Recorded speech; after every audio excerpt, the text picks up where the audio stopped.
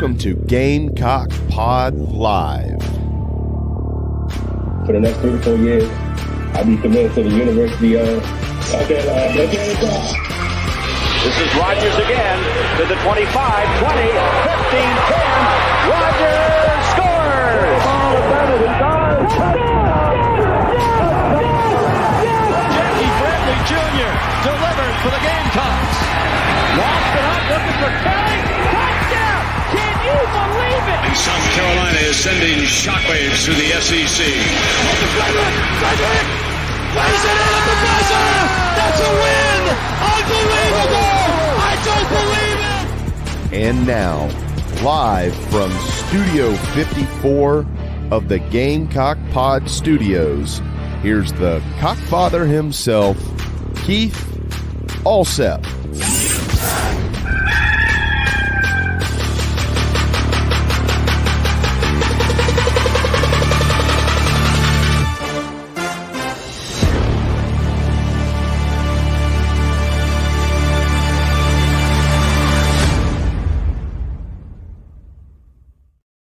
All right, everybody, welcome into Gamecock Pod Live for November the 22nd, episode number 1357, brought to you by BP Skinner Clothiers, located in the heart of Columbia's historic Vista 1003 Gervais Street.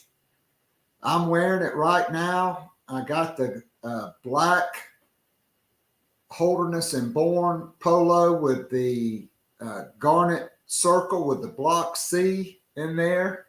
If you can see it, had it on the sideline Saturday. I'm 2-0 in Williams-Brice Stadium wearing all black. First time I had on a Carolina Rise polo in black slacks. Saturday night had to break out the pullover because it got kind of cool after the sun went down. But let me tell you about Brent Skinner and his team, Josh Colvin, the best in the business. BP Skinner Clothier, they built their relationship or their reputation on the perfect fit of trust, quality, service, and style. They provide professional and individual attention to help create a wardrobe that distinctly identifies you. Excellence is their passion. They strive to make their quality and service as exceptional as the clients they serve. Brent Skinner, a South Carolina graduate, his wife Marlo. This is a family-owned and operated business. Brent's been serving clients for over 17 years. He started BP Skinner in 2012, now located right there on Gervais Street, easy access. He believes in providing clients with the best quality clothing at a fair price. You won't meet a nicer guy and anybody better at what he does than Brent Skinner. Go check him out. BP Skinner Clothiers, located in the heart of the Vista. They've got great stuff, whether it's sport coats, slacks, shirts. If you have a hard time finding stuff off the rack that fits, or maybe with the holidays coming up now, maybe get your wife and go shopping and walk into Brent Skinner's store, and Brent or Josh can measure you up for a nice sport coat or suit, custom-made shirts. They've got shoes, ties, belts, you name it. And the Holderness and Bourne Gamecock collection, whether it's polos, pullovers. They've got the caps, the Spencer Rattler caps, like I've got in the white. And now they got the best gray cap I've ever seen. They got them with the circle with the Gamecock in it. I went with the script Carolina in black to match the polo for the sidelines on Saturday night. Whatever your clothing needs, BP Skinner Clothiers has got you covered. All right, let's get into our news, notes, and headlines. And then in just a few minutes, we will be joined by Chandler Mack from WLTX in Columbia, the 2023 South Carolina Sportscaster of the Year. It was such a great pleasure to meet him on the sidelines before the game. Got to be down on the sideline with my best friend, Chris Lee, and it was amazing. The Light Show 2001, an unbelievable experience, and there's only one person ever I would have rather been on the sideline with than Chris, and that's my dad. He's been gone now for over 11 years, and just a great Gamecock, and I still miss him, and I could feel him there with us on the sideline as Chris's dad as well. All right, Gamecock women's basketball now unanimous in both the AP and the coaches poll. The top 7 teams are the same. They're kind of jumbled. South Carolina 1, UCLA 2, Colorado 3, Stanford 4, Iowa 5, which I think is overrated. UConn 6, LSU is 7. That's in the AP poll. In the coaches poll, UCLA number 2. They have Stanford 3, Colorado 4, LSU 5, Iowa 6, and UConn 7. Southern Cal is 8.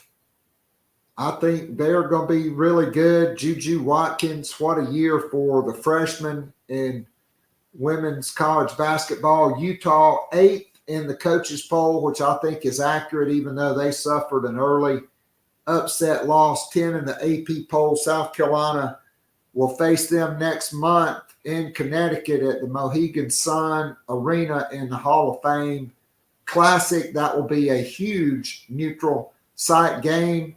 2 teams that both made the Elite 8 a year ago, and both teams have their sights set on being back in the or for South Carolina being back in the Final Four, and for Utah to make it to the Final Four.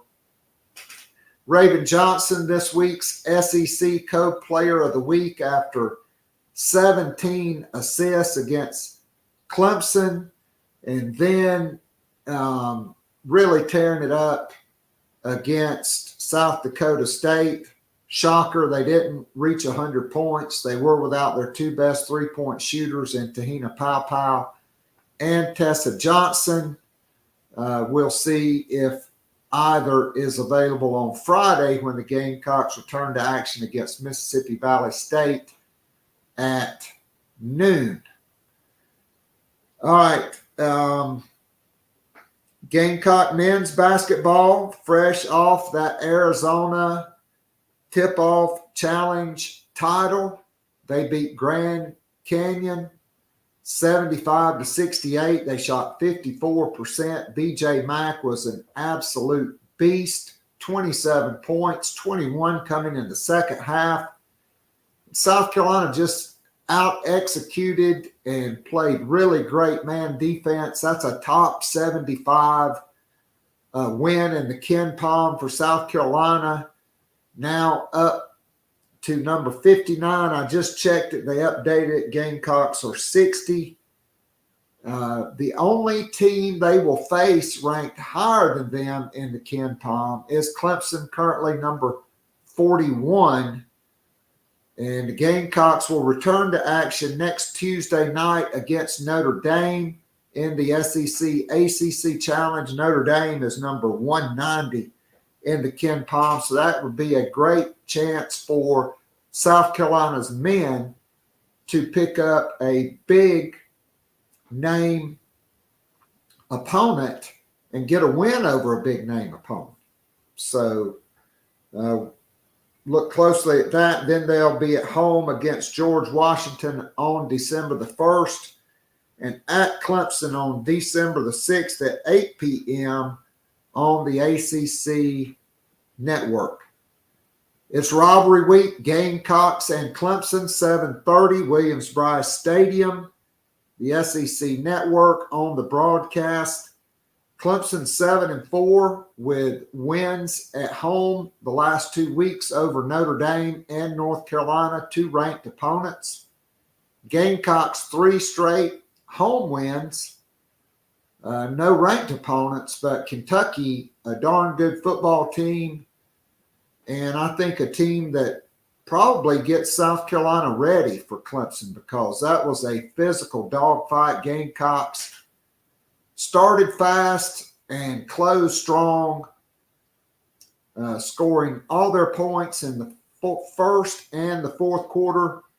They got up 10-0 after a great first quarter, fell behind 14-10, won it with a great fourth quarter drive, a big 3rd and 15 to Xavier Legette.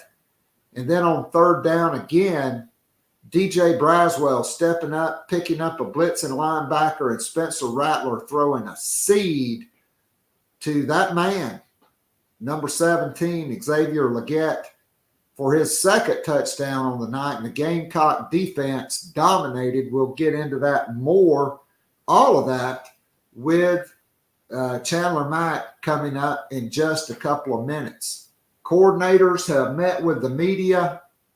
Some interesting comments from Dowell Loggins and Clayton White. First on Lenora Sellers, said you want to get your quarterback into 4 games. Let's face it, Spencer Rattler, he's gone after this year in all likelihood. Although he does have another year of eligibility. The biggest announcement this week, Juice Wells coming back for another year, but does not look like he will play against Clemson. If Rattler doesn't get the draft grade he wants, he could come back, but I expect him to be gone. They want to get Lenora Sellers ready to compete for that starting job in the spring, which I think he will be the odds-on favorite. Dowell Loggins says it's important for your quarterbacks to get experience. You get to get that guy 4 games. We want to make sure he's getting experience in a role that he can help us. He's a good runner. Of course, South Carolina's been banged up. Only 2 scholarship running backs. And it's a way to give Mario Anderson a little bit of a break as well. Clemson, as always, a really great and disruptive defensive front. South Carolina couldn't run the ball last year. Spencer Rattler had to throw for 360 yards in that one. Kentucky, though, I think gets them ready. He said you just got to do what you got to do. If you can't run it, it falls back on 7 and 17. You got to stick with the run game, screens, quick game, the catch and carry, which I thought South Carolina did a great job early in that game on Saturday night of getting the ball out on the perimeter and allowing guys to make plays that were basically, even though they were counted as passes, they were runs. On DJ Braswell's block, Dowell Loggins says it kind of makes you nervous when you got a freshman out there, but he stepped up. It was a huge play. It was a huge play in the game because in that moment, it was an important play on a night where they're struggling in so many areas. I mean, in the second and third quarter, South Carolina ran 22 plays for 30 yards. They got no first downs in the the second quarter, just 3 in the third quarter. Couldn't get it going until the fourth quarter. Talks about Rattler and just, how professional he is, cares about his teammates, doesn't get tired of doing things the right way. It would have been easy for Spencer Rattler this year to gripe because he's been hit a lot, but not one time. He said, not even with me, as he complained, not one time has he said anything about that. He's focused on doing the job at a high level.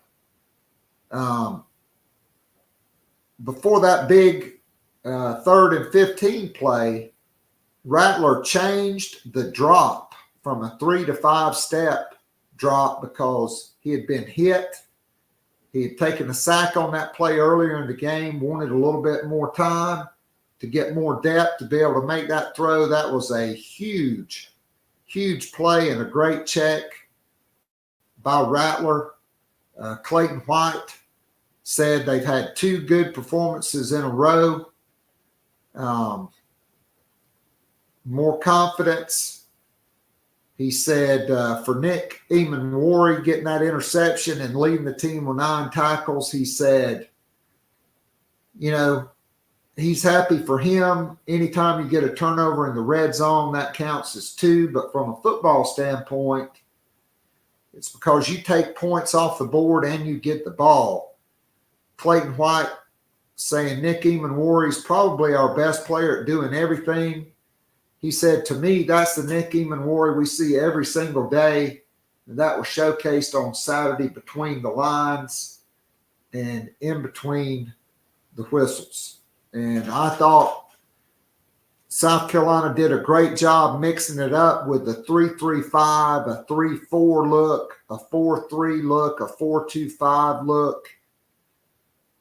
I thought, Nick Eamon-Wari was able to drop down in the box as a 4th guy, right? Coming up, being that 4th linebacker, coming down in the box as a down in the box safety, mixing up that 3-4 or 4-2-5 look and bringing an extra guy down in there to give a 3-4 look. They did it a couple times, a 4-3 look.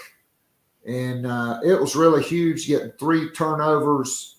The batted passes I thought were really huge in that game. White talking about that they can really be multiple on defense. They aren't adding any new words to the system. It's just tweaks here and there with personnel. But certainly there have been noticeable changes, and South Carolina's defense is playing the best it has played all year. All right, when we come back, we will be joined by the 2023 South Carolina Sportscaster of the Year, and we'll find out what his favorite side at Thanksgiving is at the end of the interview. And it is the correct answer.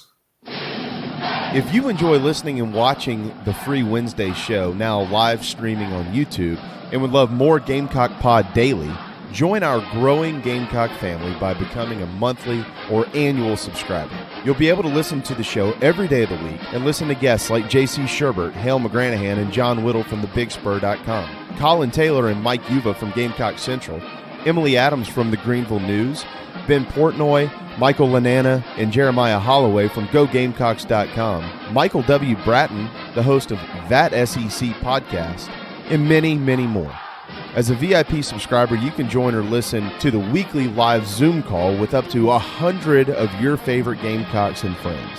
After the show is an unrecorded overtime segment where the real scoop gets dropped and discussed.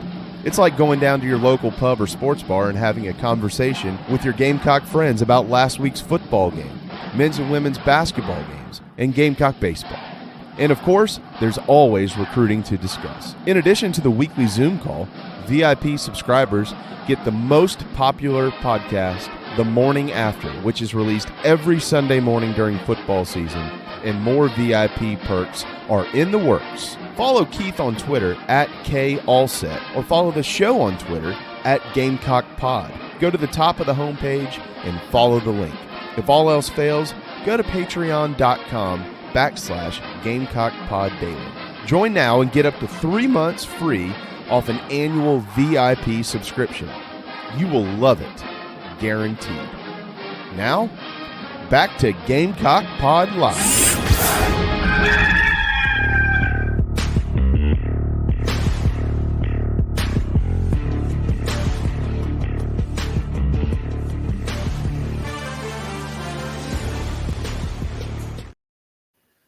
All right, so before we get to Chandler Mack, I do want to mention our Garnet Black Town Hall, but I would like to direct you to our homepage. You can go to patreon.com/Gamecock Pod Daily, and pinned at the top is a Gamecock merchandise benefit auction. This is to benefit a great cause. Okay, a local girl right there in Lexington, Shayla Bowers. She has been named Miss Palmetto State preteen in the USA National Miss Pageant, which will be this coming summer in Orlando. And she needs our help to raise a lot of money. And so, no shock, one of the nicest and most generous people I know, Brent Skinner, has donated Holderness and Bourne pullover, just like I'm wearing, a polo, just like I got, and a cap.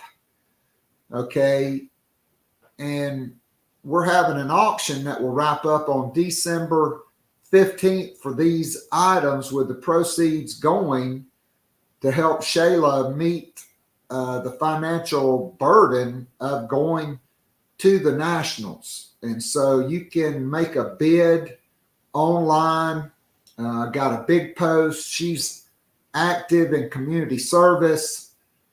She's the youngest daughter of a single mom who not only takes care of her two daughters, but also her mom and another child in the home. And they really need our help. And I wouldn't do it, I wouldn't talk about it if it wasn't a great cause. And you get a chance to score some great Gamecock gear. Maybe you can make it a Christmas present for yourself, for your dad, for your brother and uncle.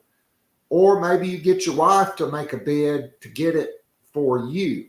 And so Shayla needs our help. So go to the homepage, patreon.com/Gamecock Pod Daily.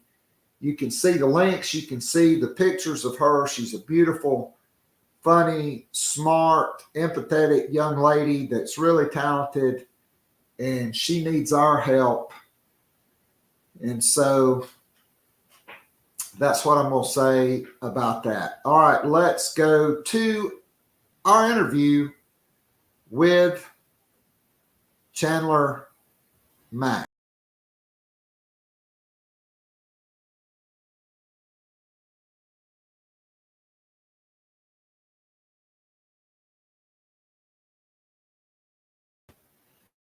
All right, and we welcome in our good friend Chandler Mack from WLTX 19 in Columbia, the 2023 South Carolina Sportscaster of the Year. How in the world are we this fortunate to get Chandler back on Gamecock Pod Live? And he's even better looking in person, folks. Hung out on the sideline. Actually, I had on the same thing. I hadn't taken it off since the game. No, I'm just kidding. I'm just kidding. I'm saying, all good. Got to rep my. It is freshly washed. Yeah, for sure. But wow, I mean, Chandler, I guess maybe you're kind of numb to it at this point because you've been down there so many times, right? For the light show, 2001. That was my first time being on the field for that and on the sidelines. And wow, is all I can say. I just thought it was really incredible. You had Darude there mixing it with Sandstorm, and just a great start. Also for the Gamecocks of putting together a dominant first quarter. But just your thoughts, how did Saturday night compare to other night games where you've been down on the field? Yeah. Well, I think, Shane said it after the game. I mean, that was one of the loudest I've heard Willie D ever. I mean, I now, not only covering the team, but I went to school there as well. And yeah, I mean, it was right up there with the Tennessee game last year. They played Clemson back in 2017 there, and it was pretty loud at the start of that game. That game, obviously, Kelly Bryant and boys whooped the Gamecocks that game. But it's all good. It was lit to start, but then things went left very fast. But Tennessee game last year, right, the apex of it, man. I mean, yeah, it was very, very, very loud. And it's crazy because they did that for a 4-6 team, right? Like they did that for a 4-6 team. And I think that just shows the love that Gamecock Nation has for the team. I think that kind of shows the culture that Shane has built here for the last 3 years, going on 4 years since he took over as head coach. And yeah, man, I think it was loud. I mean, it was right up there. And then, like you mentioned, Darude being there and just him really seeming like he was now, how he looked so appreciative that they were like, yo, we're going to rock with you. And this, like your song is the anthem of this entire stadium, right? And this entire fan base, if you will. And he was just so appreciative of that. And that was awesome how he just came in and was a Gamecock right off the bat. And yeah, man, I mean, it was a great, like you said, it was a great start. The second and third quarters were like, and then in that fourth quarter, I mean, they finally did something they haven't been able to do all season, and that's finish a game, and they did it in a strong way. And guy went against a Kentucky team, that was good. I mean, that's a solid team that Coach Stutes has over there. I mean, they were 6-4. They had lost 4 of their previous 5 games, but I mean, you look at those losses to some of the best teams in the country, right? Alabama, Mizzou. I think, Georgia was in that too. I mean, that's going to be tough for a lot of teams. So that's a good win for Shane and the Gamecocks for sure, man. And back to the atmosphere. I mean, I don't think they would have won that game if it wasn't for the fans. So big shout out to Gamecock Nation for that. No doubt. So, I mean, I've been on the sidelines for scrimmages, practices, going all the way back to Joe Morrison, to Sparky Woods, to Lou Holtz, to Spurrier. I was not prepared for what I saw from this dude wearing number 8 from Washington, D.C. I was literally like 3 feet away from him. And I've stood next to Travian Robertson, who still looks like he could go out there and probably play about 35 plays and make 7 or 8 tackles. Mm-hmm, you do, yeah. Jadeveon Clowney, Cliff Matthews, et cetera, et cetera. But I don't think I've ever seen a dude as tall and as ripped up, particularly not for a true freshman, as Nicholas Harbor. When you combine, I mean, that dude's 6'6". Okay, I know he had his helmet on. He is a massive individual. When you think about that guy running 10-2 in the 100 meters, yeah. I mean, it just blew me away. His size and just how ripped up he is for a true freshman.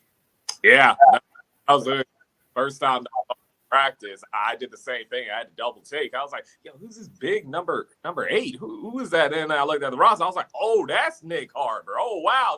That's the guy everybody's been talking about. I can't believe it, man. I mean, to be that big, right? And like good big. I mean, that's a solid, like you said, 6'4", 6'5", 6'6", 240. That's all muscle to be that way, and you're just a true freshman. I mean, man, the sky is really limit for him. I know we say that phrase often, but for him particularly, it really is. And the fact that this year he was learning how to play wide receiver. He had played wide receiver when he was, in D.C. and whatnot, and he's learning that. And we've seen him have so much success, and we've seen him in the Texas A&M game, right? He had that drop on third down, came right back, and ended up being the Gamecocks leading receiver that game because Zay went down. So, yeah, I mean, I think, and he had a couple of big catches the other night as well. I'm really excited for his future. And then you got Lenoris too. He's solid too at the QB spot. I mean, that's 6'3", 242, right? And a guy who could do a dual threat quarterback. That still to this day, I'm really happy that Shane was able to, because Lenoir is committed to Syracuse and was committed there for a little bit, and then saw that state championship game. He led South Florence to a run, which, oh, by the way, shout out to them because they're right back where they were, right? They're about to play Irmo on Friday. That's going to be one heck of a high school football game. But back to Lenoir, it was like, yo, they saw that. This is the quarterback. This is the quarterback that this class needs.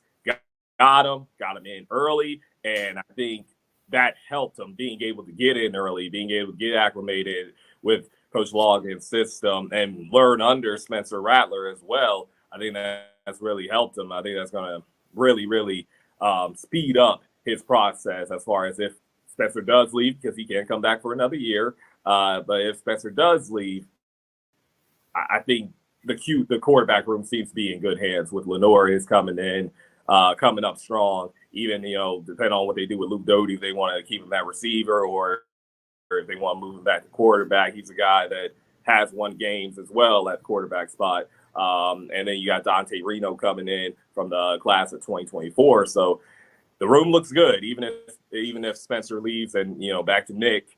Yeah, he definitely looks good. And it's good that they've been able to get him involved this season as well. All right, so Gamecocks win the toss. They defer. They get a 3-and-out right out of the gate. Kentucky punts, and the Gamecocks go right down the field. Spencer Rattler hits Xavier Leggett, touchdown, 13 yards out, 11 plays, 69 yards, just like butter. Okay, then they get another 3-and-out, and they're going right back down the field again. They got it 1st and goal at the 2. They get a holding penalty. Sets them back. They end up having to kick a field goal. So it's 10-0. And I mean, before that, you just thought, man, we're getting ready to go up 14-0. That would have been the second time I've been in the stadium wearing all black where it's 14-0, because they went up 14-0 against Mississippi State, and then it kind of flipped, but it was 10-0. And then, the second quarter and the third quarter happened, but Spencer Rattler in the first quarter was 8 for 10. On the TV broadcast, they said Spencer Rattler leads all FBS quarterbacks, all quarterbacks in college football in first quarter passing percentage. He is the most accurate quarterback in the country in the first quarter. I mean, that's kind of an amazing statistic, and I think a credit to him and to Dowell Loggins and the script. Right? Yeah. They script the first 15 plays or whatever, but it also speaks to just how locked in this dude has been all season long. Yeah, no, I absolutely agree. I mean, he told us during the off season that, hey, one of the things I want to do was limit the turnovers, because he led the SEC last year in interceptions, and if he didn't lead it, he was definitely in the top 3 as far as throwing the most interceptions. And I kind of attribute that to just him coming in, learning a new system, and all of that. And now this year, I mean, dude, he has been, like you said, dialed in. I mean, I think for me, if you take, he's probably thrown maybe 2 to 3 bad interceptions. I think he has 6 or 7 interceptions on the season now. But for me, he's only thrown like 2 or 3 bad ones. And that was the one to, just off the top of my head, one of them was the one they threw to Omega Blake. It was over his head in the Tennessee game. It ended up being a pick 6 and really kind of gave Tennessee the momentum going into halftime and flip the script a little bit. That was probably the worst throw that he's had. But other than that, Keith, I mean, this dude has been dialed in like I've never seen. And that's with a bad offensive line. That's with the offensive line that's given up, I think, the 7th or 8th most sacks in the country, right? And have had to reshuffle linemen and whatnot, and a run game that until recently, with Mario Anderson coming along, pretty much the first 5 games, your run game was non-existent, if you will, and he's still been this dominant. And he's still, the biggest thing that I love about Spencer too is that he's still come in and like said, hey, put everything on me. It's not like he's pointing the finger at other people. He's like, nah, I have to be better, and we're gonna get this thing turned around. And this month they've really have, but he's been the same. He has been fantastic this entire season. I mean, he's already, I think he only needs 207 yards to become to have the second most passing yards in a season in Gamecock history. He needs like I think 400 to get to Todd Ellis's mark. So I don't know if he's gonna get that against Clemson, but I think second for sure. And again, that's just a testament to the hard work that he's put in, man. It wouldn't hurt my feelings if he broke off a 500 piece like Jake Bentley did a few years ago up in Death Valley, as long as we get a different result, right? Yeah, for sure. So I guess the biggest thing is how easy it was for South Carolina in the first quarter. And then between the second and third quarter, South Carolina ran 22 plays for 30 yards. They didn't have a single first down in the second quarter. They got like 3 first downs in the third quarter, but they were on the first play of a drive, like a 10-yard pass or 11-yard pass. And then, you would have negative yardage plays, sacks. They just could not get in a rhythm. But they did get 3 turnovers from Kentucky. The turnover machine is going. And I thought, I said this, I don't think Darude's ever been in a sandstorm like he was Saturday night. And I thought for South Carolina to have a chance to win this game, they were going to have to keep Kentucky in a sandstorm for 4 quarters. I did not have on my bingo card Ray Davis, 5 carries for 18 yards in the first half and just 12 for 61 in the game. Yeah. I thought that was really huge. Clayton White mixing in the 3-3-5. At times they brought Nick Eamon-Warry down in there as a 4th linebacker and gave a 3-4 look. Yeah. 4-2-5, 4-3 looks. They mixed a bunch of looks in and held Kentucky to under 300 yards. And, I did not think their quarterback was all that good to begin with. But the guy that really impacted the game for Kentucky more than anybody else is 6'6", 350-pound Deion Walker, the biggest dude I've ever seen wearing number 0. He was unblockable. Yeah. Nah, man. It's when you that big and you can run that fast and you can get through blocks that way. I mean, yeah, that's unfair. That dude's definitely gonna be playing on Sundays, man. Yeah, Gamecocks are definitely having trouble stopping him. Spencer even said that. Like, just like, that might be the best defensive lineman we've played up against this year. And I'm like, yeah. And I mean, I know you played against some dudes against Georgia, but yeah, I mean, he's right there with them, with all of them, for sure. Yeah, I mean, you go back 2 years ago to like Davis. Exactly. Davis, right? I mean, yeah. But to just be that big and that twitchy and athletic. I thought Nick Eamon-Warry played his best game of the year. He had 9 tackles. He did have the big interception, but, they were this close, if I can get into the screen there, from having like maybe 3 or 4 more interceptions. Eamon-Warry could have had one. Marcellus Dial could have had one. But my man Jalen Kilgore, who it was so shocking because he was such a great wide receiver in high school, he undercut an out route.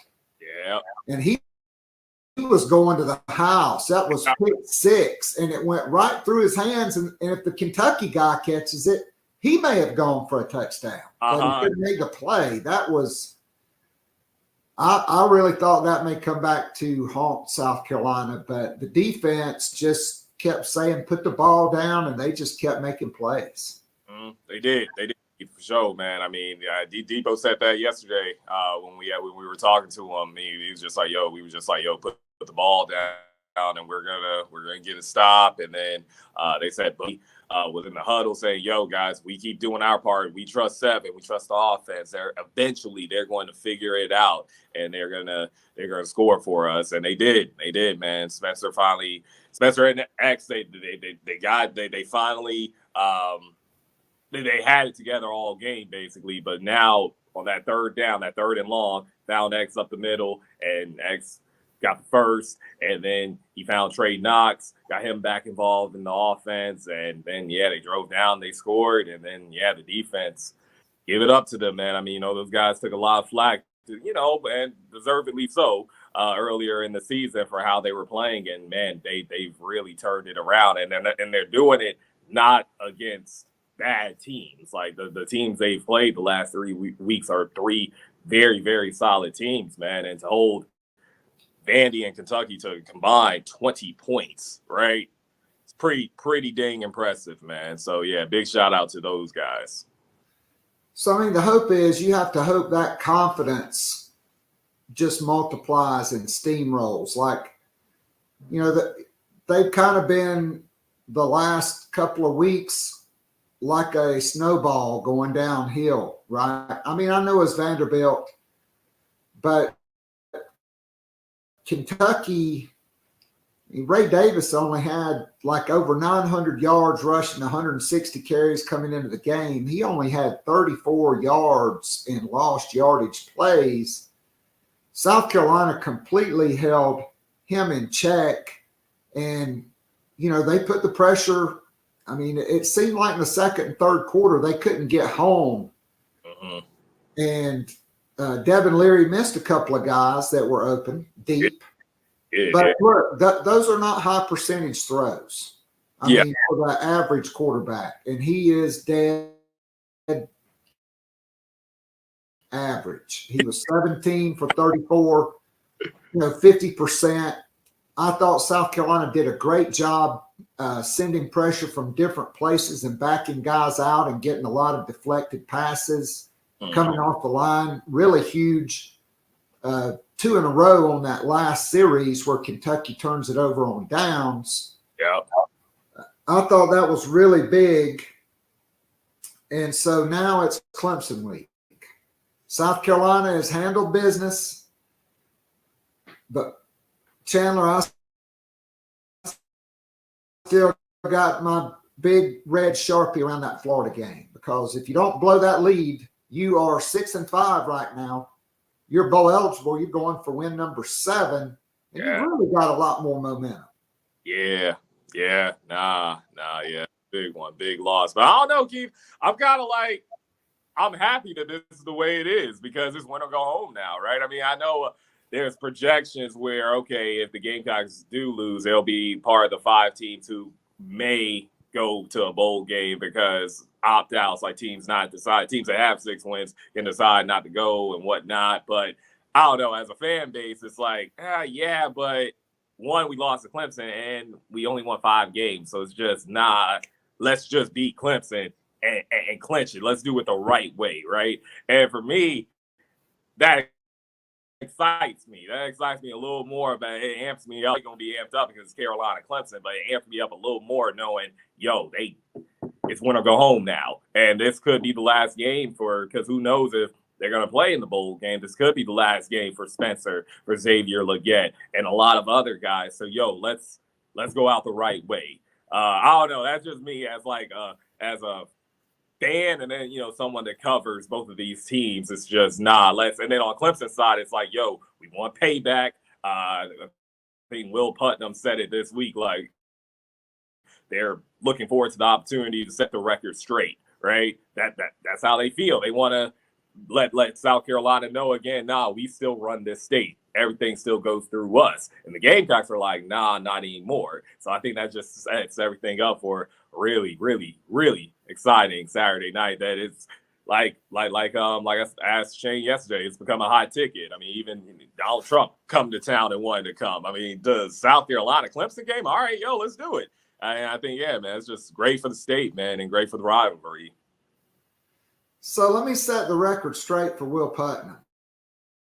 Okay, the record will always reflect South Carolina 31, Clemson 30. They're not changing that. Okay. The problem is for Spencer Rattler is you don't have Jalen Nichols at left tackle like you had last year.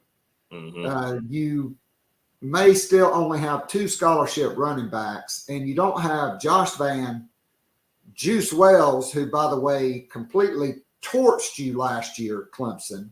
Yeah. And Jalen Brooks, who steps into the void because, look, South Carolina couldn't run it last year. Spencer Rattler went for 360. Mm-hmm. He threw a pick in the end zone. He got called for intentional grounding in the end zone. That was, he threw a pick 6 to Jeremiah Trotter in that game. Yeah. It was a very bizarre kind of game that reminded me of 2006. But what has to happen Saturday night, Chandler, for South Carolina to get to the fourth quarter like they did against Kentucky and have a chance for the crowd to really make a difference? Yeah. In the game. I think the Gamecock defense is going to have to do what they've been doing the last 3 weeks, right? And that's create turnovers. They have 9 takeaways over the last 3 games, 9 combined takeaways over the last 3 games.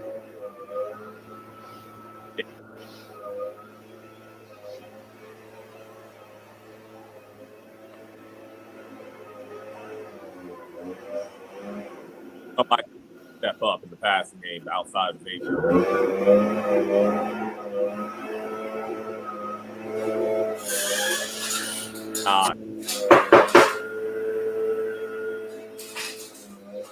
Okay, yeah.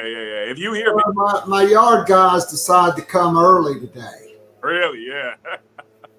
Okay, yeah. But what I was saying, yeah, I think somebody's gonna have to step up in the pass game to help Zay out. I think that's going to be a really great matchup, Xavier against Nate Wiggins. I think that should be a fun one. But at the end of the day, man, Zay is just such a matchup nightmare. I mean, that's 6'3", 230 coming at you, right? Every play. And a guy who has fully got it now. I mean, and see, because you know how hard he's worked for that. But yeah, somebody's going to have to help him out in the pass game. I think you're going to have to find a way to get some form of a run game going with Mario Anderson. I think last week they had 50 yards on 33 carries. So they definitely tried to get a run game going. You just couldn't get anything going against Kentucky. And I think this week, in order to beat Clemson and in a way set a tone, I think Mario is going to have to get it going in the run game. So yeah, basically for me, the 3 things: create takeaways on defense, because Clemson, they're a team. I mean, Dabo said it, right? Like we would be 8-0 undefeated if we had to turn the ball over. And I mean, you can maybe not undefeated, but they may be, instead of 7-4 right now, maybe they're 9-2, right? If they don't turn the ball over. I think they have the second, or their top 5 in the ACC right now in giveaways, right? But they're also top 5 in the ACC in takeaways, right? So in turn, on the flip side, Gamecock offense, you can't give them opportunities. You can't throw pick sixes to Jeremiah Trotter like Spencer did last year. You're going to have to make smart decisions there. And then, I mean, you throw Cade Klubnik to the fire. I mean, to me, even though he's a sophomore, this is his first year. This is his first full year being a starter. And we've seen it. We've seen him show flashes, but we've also seen him show, I am still very much learning. And he's in a new offense. So I think somebody asked me yesterday, it's like, do you defer, or do you defer to the second half, or do you take the ball and try to score first? I would defer. If they win the toss, I would defer, and I would throw Cade Klubnik right. I'll defer that way, facing the student section, right? So Cade Klubnik first, just like they did against Kentucky, he has to hear the crowd right off the bat. You see if he can handle it. I would absolutely do that. And just, again, like I said, see what this guy has. See if he can handle being thrown literally into the fire right off the bat. And trust your defense. Trust your defense that's held the last two opponents to 6 points and 14 points respectively. To trust the defense that has created turnovers again, right? Trust them to do that again. And I think, if you do that, if you get somebody in the pass game other than Zay and get a run game going, and like I said, create takeaways and force Cade Klubnik to beat you, and don't let Phil Maffa and Will Shipley be the guys that beat you, I think the Gamecocks could have a really good chance to beat Clemson one more time. I agree, and I got to give a shout out to DJ Braswell. Yes, he had the holding penalty down there on 1st and goal, the 2, but on the last touchdown, he read the blitz, and if he doesn't make that block, Rattler just gets flattened. Exactly. That was a big-time play by a true freshman, and, I wouldn't mind seeing the swing passes or getting him out on the perimeter because he's just got a different gear. That guy is really fast. Amarian Brown should be healthy. They need a big game from him. Nicholas Harbor's going to have to make some plays. And, we'll see if they can cover Xavier Legette. Kentucky knew they had one job. Yeah. They couldn't do it. Couldn't do it. Yeah.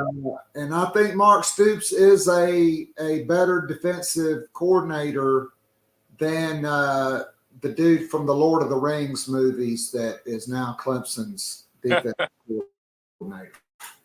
All right. So let's switch gears to basketball. Gamecock women's basketball, #1 unanimous team in both polls, in both the AP and the coaches poll, after they totally dismantled Clemson 109-40. I mean, man,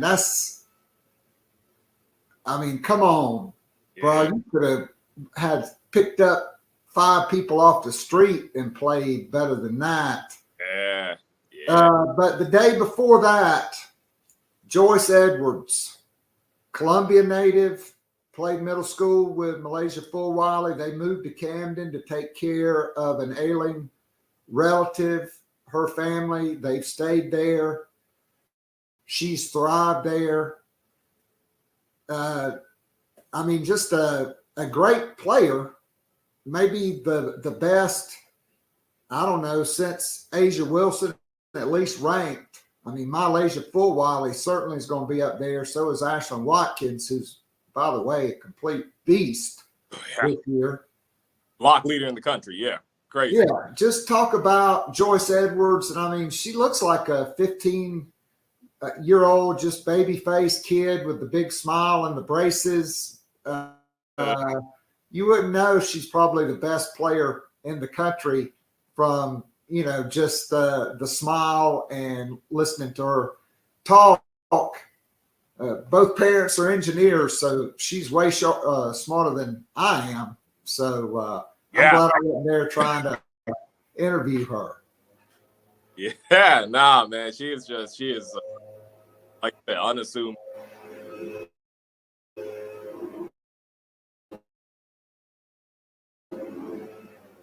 I actually on March 7th. I interviewed her and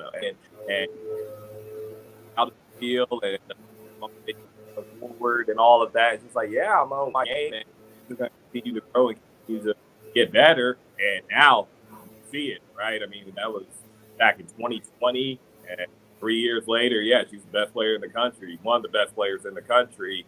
And we were hearing all these rumblings. Okay, well, we're in LSU. She's going to go to LSU.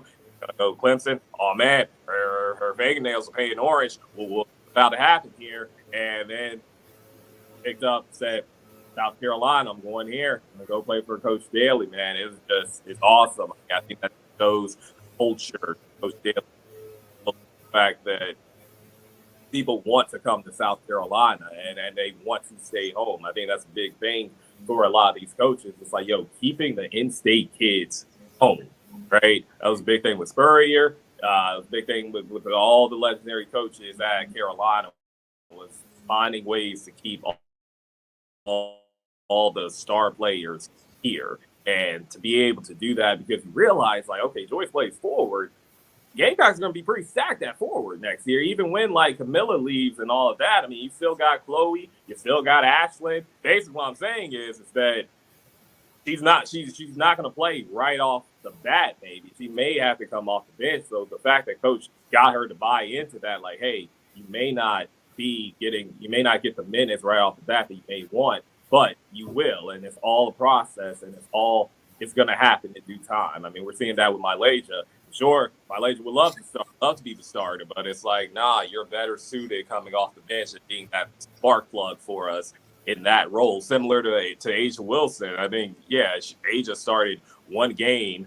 I think they tried to play her at small forward, didn't really go well, and then she came off the bench and was great.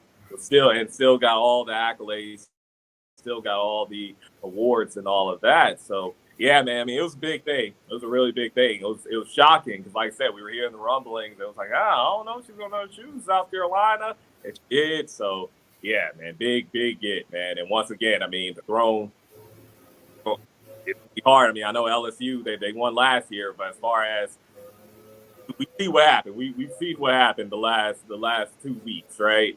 Where, it's still South Carolina, what Kim said last year. It's still South Carolina and then everybody else. And that's just a credit to Coach Daly, man, what she built.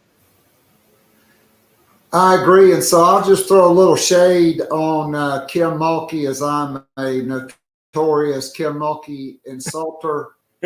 I don't think Dawn Staley ever had a problem with Asia Wilson or Aaliyah Boston with a stank attitude that had to be benched or suspended for multiple games because of the culture.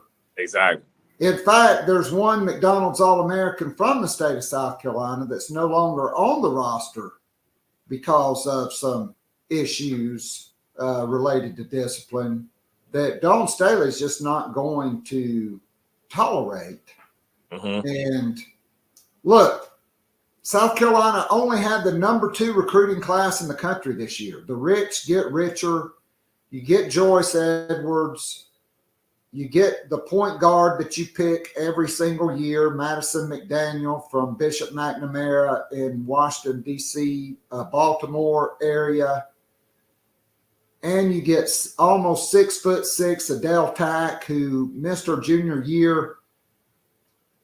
She's ranked 6th by one scouting service, in the top 15 by others. ESPN has her at number 26 because she missed most of her junior year with a broken bone in her foot. Yeah. Dawn Staley compared her to Aaliyah Boston. Yeah. And I can't wait to go see her and interview her because that's in the Dallas area. I'm going up to do that for sure. Hey, yeah. But, probably 3 more McDonald's All-Americans. But, they didn't have Tahina Powell, didn't have Tessa Johnson the last 2 games. Powell didn't play against South Dakota State. Mm-hmm. South Carolina only won by 40. Shocker. They didn't score 100 points. Oh, my God, it's the world ending, right? They get a 40-point win over an NCAA tournament team every year, the Jackrabbits.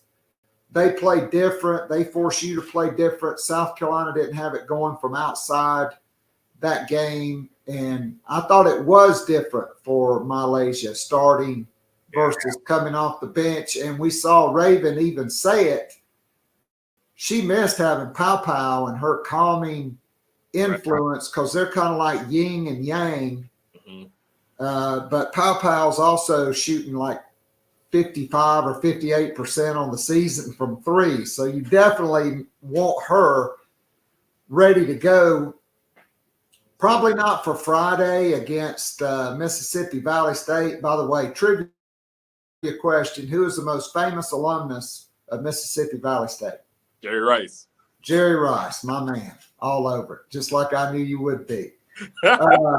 But next week at North Carolina, number 17 North Carolina, in the ACC SEC Challenge, and then at Duke Sunday, December the 3rd, you really are hoping Pow and Tessa Johnson are back, because that may be the best 2 3-point shooters on your roster.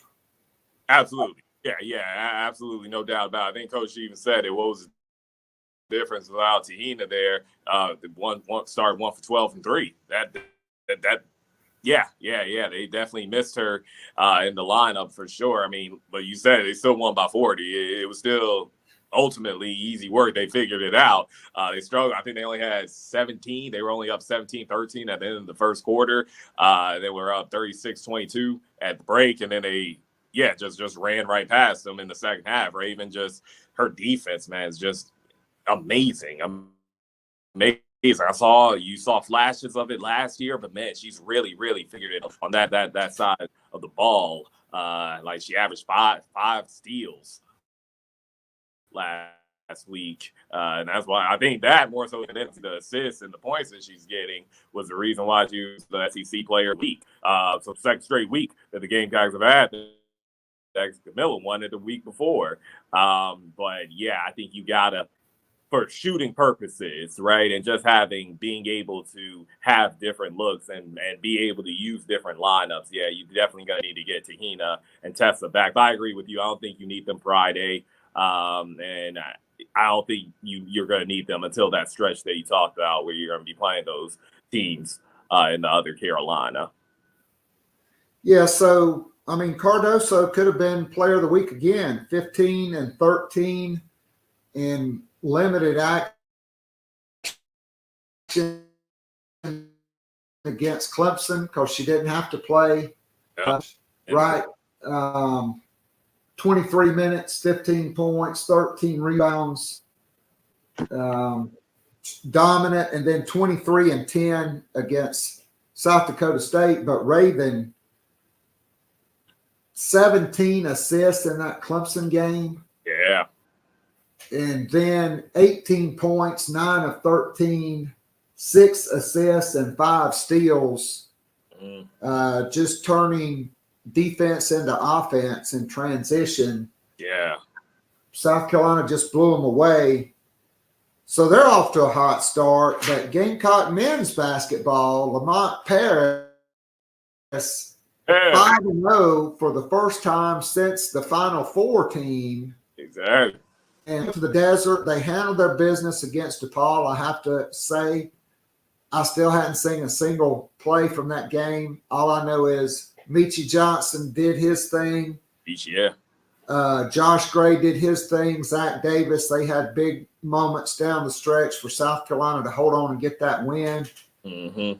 But they played Grand Valley State, coached by Bryce Drew. I call him the clapper, because generally when guys can't coach, but they have great players, they just stand there and clap. And timeouts, they put their hands in their pants and profile and let their assistant coaches do the coaching. But this was a quality team. This is probably a quad 2 win. They're a top 75 team probably in the Ken Palm. And quite frankly, they look more athletic than South Carolina. They had several Division I transfer or Power 5 transfers that were dudes, but they couldn't stop the Mack attack. Yeah. DJ Mack, not Chandler Mack. My long lost game. That's it. 27 points, 21 in the first half, including 4 3-pointers. Again, I thought Jacoby Wright was absolutely huge down the stretch. There may not be a more clutch player for this team right now than Jacoby Wright in crunch time. He comes through. He's like the mailman. He delivers in crunch time. Miles Studi kind of got frustrated by the officials, some foul trouble. He still scored in double figures. Yep. He's a 3-point threat. And quite frankly, I thought it was the hardest and the best I've seen South Carolina play man-to-man defense for the entire game under Lamont Paris. I thought the effort And then the execution on offense, shooting 54% from the field for the game, was just outstanding. Nah, I absolutely agree. And that's a game that they lose last year, right? That's a game that ultimately they would probably find a way to lose last year because they were still learning how to win. And I think what we're seeing from this team is, yeah, they may not make the tournament, but they got guys who are going to compete. They got guys. I'm not saying they didn't have that last year, but it's just they got guys that know what it takes to win. They're experienced. I mean, BJ Mack is an experienced guy. Studi's an experienced guy. Michi Johnson is experienced now. Josh Gray, right? They've been there now for a while. So they know, okay, this is what it takes. This is what it looks like. And I think when you have that and you have everyone on the team that buys into what Coach Bears and the coaching staff are saying, you're seeing the fruits of that now. You're seeing, okay, you can have success and you can win games. And props to them, because I know a lot of people probably did not have on their bingo cards, right? 5-0 start. And they did it, man. And with two really quality wins, right? Where you beat Virginia Tech and Charlotte, and then you go over in Arizona and you beat DePaul, and then you come back and you beat Grand Canyon, who, like you mentioned, are Grand Canyon, especially. That's a good team. That was a team that was undefeated on the season coming into that game, man. So, yeah, big shout out to them guys, man. And hopefully they can just keep it going. Make basketball in South Carolina really, really fun with the women doing what they're doing, what we all know they're going to do, right? And if the men can get going too, that's going to make CLA rocket, man. And, we haven't had that really since the Final Four year, right, where it was a hot ticket to go to both the men's game and the women's game. I mean, no doubt. So South Carolina's off for the Thanksgiving holiday. The women host Mississippi Valley State, as we said, Friday at noon. That will be for their 45th straight home win, which will tie the record. And one of many times I think they've been that close. They should break it when they come back and play Morgan State after the PCC games. Yeah. The men are off until next Tuesday night, when they will face Notre Dame at 7:00 on the SEC network. Gamecocks are number 59 in the Ken Palm. Notre Dame number 190 in the Ken Palm. A great chance for South Carolina to get a win over a name opponent, to go to 6-0, to really give them some confidence before they travel to face Clemson, who, by the way, is the only opponent in the non-conference that is rated higher than them by the Ken Palm. They're number 41. Yeah. That Notre Dame game, man, I think, that's a big one for sure. And then biggest thing too, Keith, is you got to win these home games. All right. I mean, and you got to assume, okay, it's going to be right out after Thanksgiving break.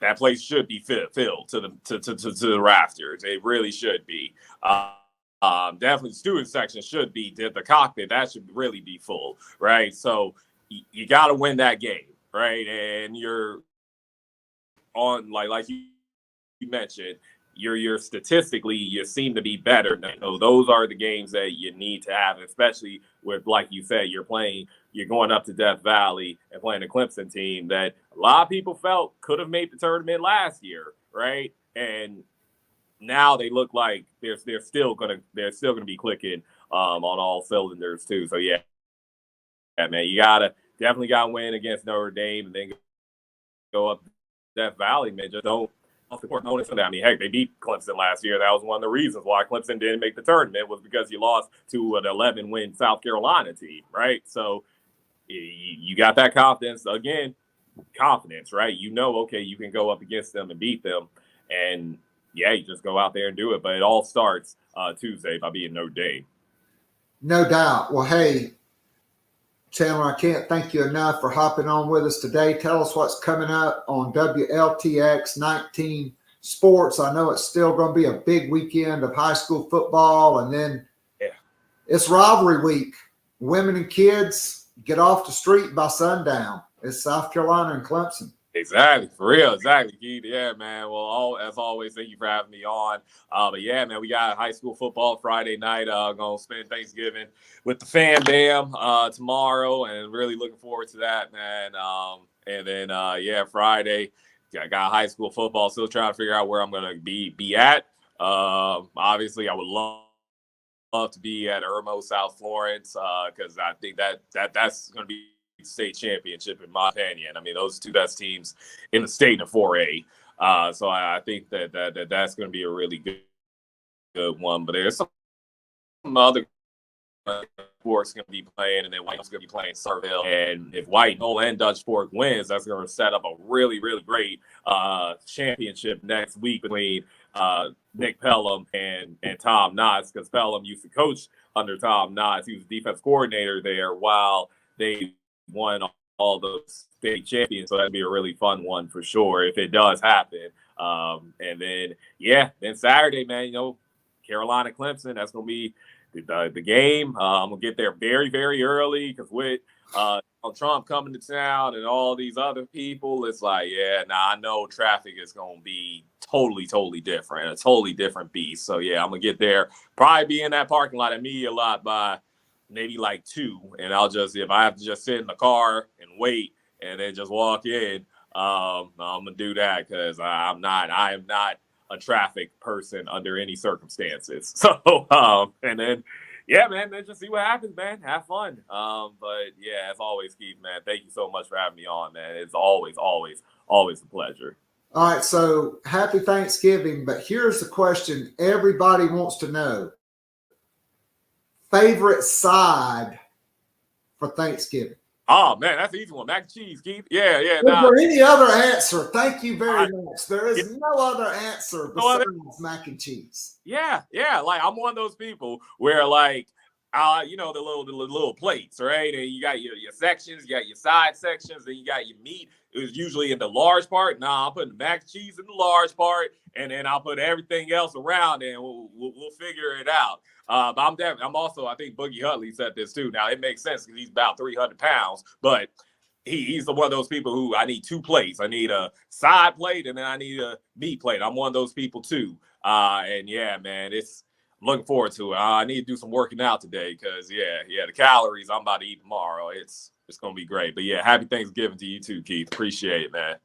Absolutely. Thanks so much, Chandler. We'll look forward to catching up with you down the road.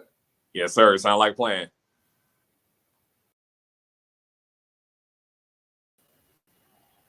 All right, so that was Chandler Mack from WLTX. Always great to have him on. Breaking news, not Gamecock related, women's basketball related, AZ-FUD. Generational talent, considered one of the best high school players in the last 20 years probably.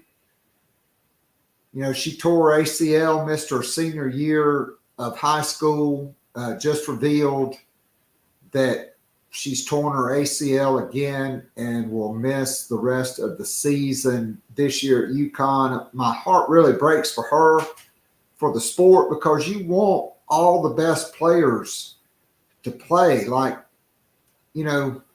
Raven Johnson was ranked right behind her. We've heard Dawn Staley talk about Mylasia Fulwiley as a generational player.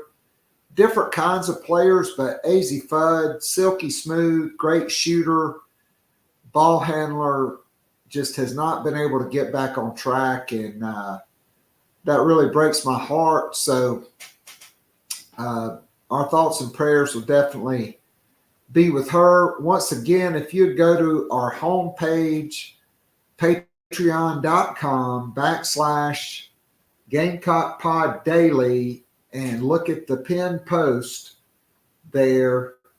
That is a benefit auction to help a young lady that's trying to represent the Midlands and represent the state of South Carolina, and Shayla Bowers. Make a bid on some great Gamecock gear provided by our sponsor. I'm wearing some of it right now. BP Skinner Clothiers. You can get a pullover just like this, a polo, just like I've been wearing, and your choice of any of the Imperial Gamecock caps, gray or white, they've got them in. And at the same time, spread some holiday cheer and help Shayla be able to get to the Nationals. So that's patreon.com/Gamecock Pod Daily. That post is pinned at the top. You'll see the email to submit your bid. We're going to try to raise as much money for her as we can. And you'll be able to give us your sizes and we'll ship it to you absolutely free of charge. The cap, the polo, and the pullover from BP Skinner Clothier. So happy Thanksgiving to all of you, to all our patrons, to Gamecock Nation. We got a lot to be thankful for. I have a lot to be thankful for. Thankful for all the great guests. Thankful for everybody who tunes in and listens, who subscribes, who listens on Apple Podcasts, on Spotify, or on YouTube. If you hadn't already subscribed, hit the subscribe button. Give us 5 stars on YouTube. That way, every time we schedule Gamecock Pod Live, you'll get a notification. You can tune in.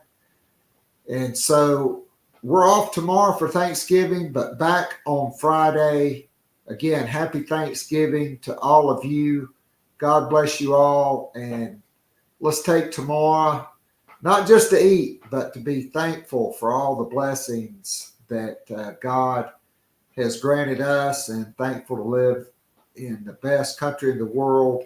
Happy Thanksgiving, and thank you to all of our troops out there who keep us safe. This is Keith Alsep for Chandler Mack, wishing everybody happy Thanksgiving. Go Gamecocks, and God bless you all. Until Friday, I'm out of here.